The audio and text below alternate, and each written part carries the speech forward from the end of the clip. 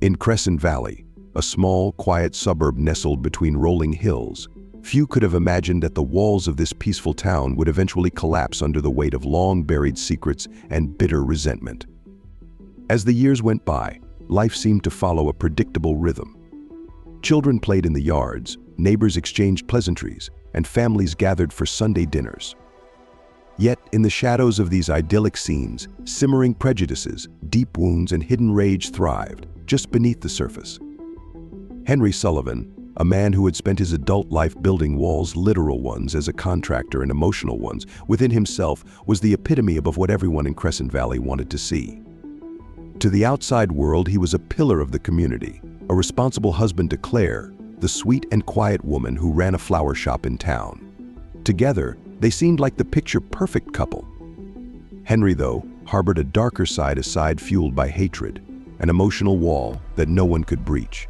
Beneath the neatly pressed shirts, behind the smiles, and under the good deeds, Henry's rage had festered for years. It all began when he was just a boy. The death of his mother, Evelyn, had shattered him completely. She was his world, the one woman who had loved him unconditionally despite their struggles. Evelyn was strong, a single mother who had worked tirelessly to build a life for them, to ensure that Henry would never know hardship. But tragedy struck when Henry was just 12 years old.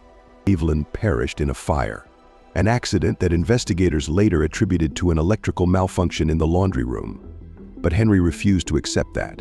He blamed Mrs. Leand, their housemaid, a black woman, who was reportedly in the laundry room at the time of the fire.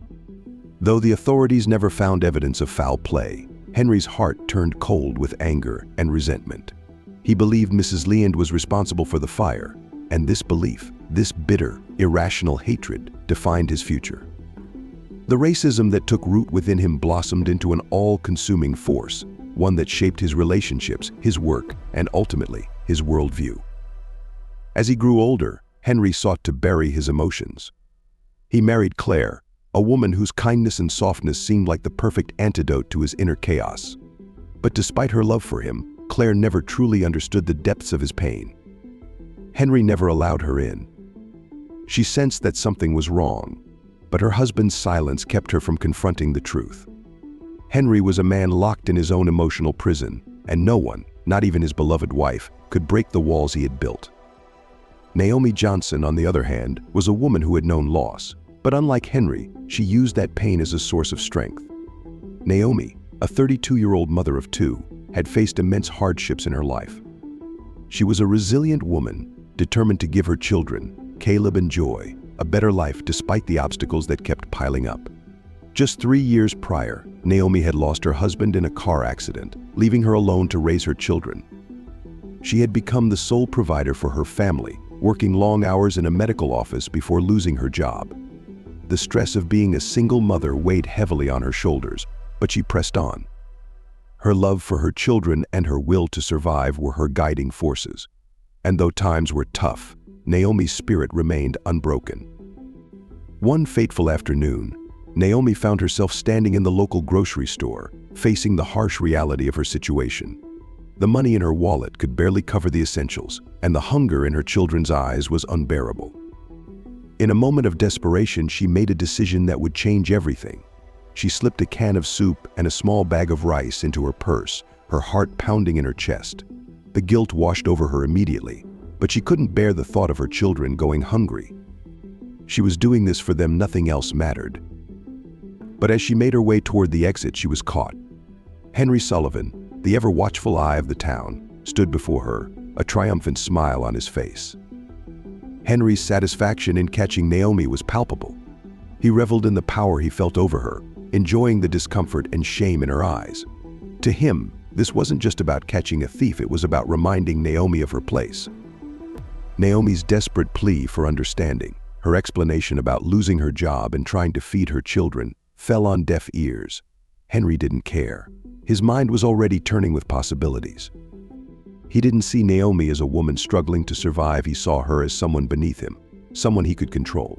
He made it clear that he could either call the police and ruin her life or let her go, but only if she did as he demanded. Naomi, with no other options and fearing what a criminal charge could mean for her children's future, reluctantly agreed. For months afterward, Naomi endured Henry's cruel manipulations. He called her at all hours of the day, demanding meetings in secluded places, empty parking lots, abandoned motels, and dark corners of Crescent Valley. Each encounter was a twisted display of power. Henry enjoyed the control he had over Naomi, the way he could make her feel small and helpless. He used his words as weapons, constantly reminding her of her supposed inferiority. Naomi's shame and humiliation grew with each passing meeting, but she continued to endure it for the sake of her children, burying her pain deep within. But over time, Naomi's strength began to resurface. She had been pushed to the brink, and something inside her broke. She realized that she couldn't keep living like this. She couldn't let Henry win. One cold October evening, after another degrading encounter, Naomi made a decision. She would fight back. She would not allow this torment to continue. In November, during one of their encounters, Naomi saw an opportunity. While Henry was ranting, filled with his usual venom and hatred, Naomi discreetly pulled out her phone and started recording. Henry was too consumed with rage to notice. As Naomi listened to his words, a fire ignited within her. She had something he couldn't control: his own words, his own cruelty, captured for the world to hear. She knew that this recording was her chance to take back her power, to stop living in fear. Naomi considered sending the recording to the police, but feared the consequences. Instead, she chose to send it to Claire, Henry's wife, the woman who had been kept in the dark, oblivious to the man she had married. On the night of November 20th, Naomi sat in her apartment, her children asleep in their beds, and listened to the recording one last time. Each word from Henry's mouth hit her like a punch to the gut. He had reduced her to nothing, but now she would show him that she wasn't powerless. She wrote a simple message to Claire: "This is the man you married then." She pressed send. The email arrived in Claire's inbox the next morning. At first, Claire was confused, unsure of who had sent it. But when she played the recording, her world began to shatter. Henry's voice, dripping with contempt and malice, filled the room. Claire listened in horror as she heard her husband degrade Naomi, a woman she had never met, but who had clearly suffered under Henry's control. The realization of who Henry truly was hit Claire like a ton of bricks. Her whole life, her marriage, had been a lie. For the rest of the day, Claire moved through her routine in a daze, the sound of Henry's voice echoing in her mind. She couldn't stay with him. She couldn't look at him the same way again. On November 22nd, Claire packed her belongings in silence.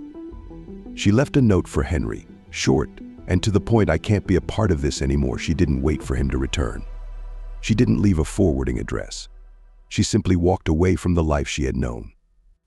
When Henry came home that evening, he found the house empty. His first thought was that she had gone out, but then he saw the note. His heart dropped and rage filled him. Claire had left him, and it was all because of Naomi. His mind went into a frenzy. Naomi had dared to expose him, to tear apart the life he had so carefully built. The humiliation was unbearable. He had to make her pay. On December 12, 2012, Henry's obsession with revenge reached its boiling point. Naomi was walking home from work, exhausted but relieved to be heading back to her children. The streets of Crescent Valley were eerily quiet, the chill of the night settling in. As she walked, she felt an unsettling presence, the hairs on the back of her neck standing on end. Then, she saw him, Henry, stepping out of the shadows. His face was twisted with rage. Naomi's blood ran cold. She knew, in that moment, that she was in grave danger. Without warning, Henry grabbed Naomi, dragging her into a narrow alley. Naomi fought back, her mind racing. She had to survive. Her children needed her. As Henry tightened his grip around her throat, Naomi's survival instincts kicked in. With all her strength, she pushed against him, causing him to lose his balance. He stumbled, and a loose brick fell from above, striking him on the head. Henry collapsed, motionless. Naomi stood over him, gasping for breath. For a long moment, she did nothing. She didn't want to believe what had just happened. But the reality of the situation quickly set in. Henry Sullivan, the man who had tormented her for so long, was dead. The struggle for her life had ended, but at a price. As Naomi called the police, the weight of her actions bore down on her. She had acted in self-defense, but the consequences of that night would haunt her forever. The news spread quickly throughout Crescent Valley. The town was stunned by the violence of the incident. and the authorities moved swiftly to investigate. Naomi was arrested but was soon released when the evidence of self-defense came to light. The court case that followed became a spectacle, a public examination of Henry Sullivan's life and his many dark secrets. His reputation was shredded, and the town began to grapple with the ugliness lurking beneath its quiet surface. Claire, in the aftermath of Henry's death, finally found the courage to rebuild her life. She moved far away from Crescent Valley, seeking solace in a new town, far from the painful memories of her marriage. She would never forget what Henry had done, and she would never forgive him. But for Claire, survival meant finding a way to live beyond his shadow. As for Naomi, the survivor of this nightmare, the journey ahead was uncertain. Her children were safe, and she had freed herself from Henry's control. But the emotional scars would take years to heal. The path forward was unclear, but Naomi had one thing to guide her: the unwavering determination to build a better life for her children, to rise from the ashes of the past, no matter how painful. The people of Crescent Valley could no longer ignore the truth that had been exposed. Henry Sullivan, the pillar of the community, had been a monster hiding in plain sight. And while his death marked the end of his reign of terror, it also sparked a deeper reckoning with the prejudices and secrets that had haunted the town for far too long. Though Naomi's actions were driven by the need to protect her children, they also became a turning point for Crescent Valley. People who had once turned a blind eye to injustice began to open their eyes to the ugliness within their own hearts. Naomi's courage, her ability to survive, even in the face of unimaginable pain, left a mark on the town that would never fade. In the end, it wasn't just about one woman's struggle, it was about the entire community coming face to face with its own darkness.